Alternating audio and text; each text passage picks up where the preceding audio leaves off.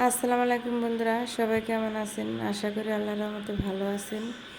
বন্ধুরা, আজকে খুবই মজাদার একটা ভর্তা রেসিপি নিয়ে আসলাম।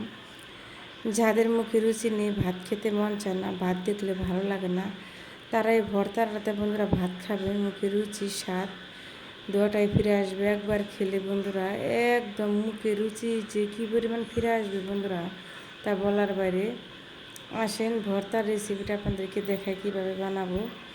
প্রথমে সরষার তেলের মধ্যে মরিচটা সুন্দর করে ভেজে নেব, একদম মুচমুচে করে ভেজে নেব। এখানে রসুন পেঁয়াজ কুচি নিয়েছি।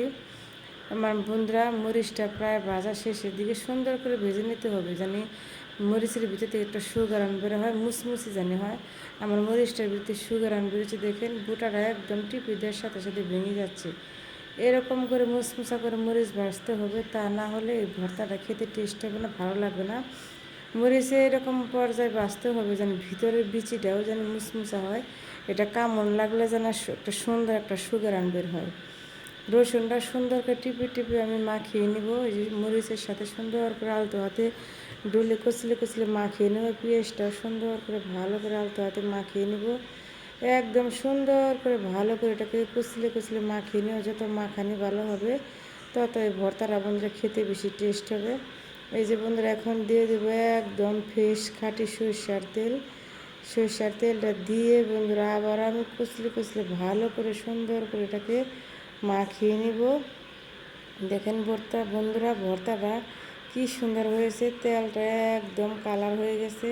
এরকম করে ভর্তা বানিয়ে খেয়ে দেখবেন বন্ধুরা, একদম এসে 2 প্লেট ভাত খাবেন। খুবই মজাদার একটা লোভনীয় ভর্তা বন্ধুরা।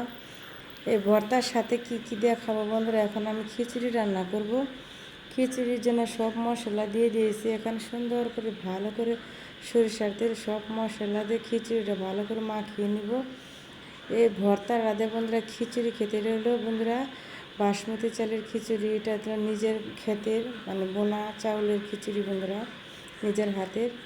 এটা দিয়ে আমি সুন্দর করে ভালো করে একটু পানি দিয়ে সব মশলা দিয়ে মাখিয়ে নিয়ে ঢেকে দিব রান্না করার জন্য। এই তো বন্ধুরা দেখেন, একটু সুন্দর করে ভালো করে আলতো হাতে নেড়ে চেড়ে দিব, আস্তে আস্তে নেড়ে চেড়ে দিব। এই তো বন্ধুরা, প্রায় আমার খিচুড়িটা হয়ে গেছে। দেখেন কত সুন্দর কালার হয়েছে, একদম ঝরঝরা হয়েছে।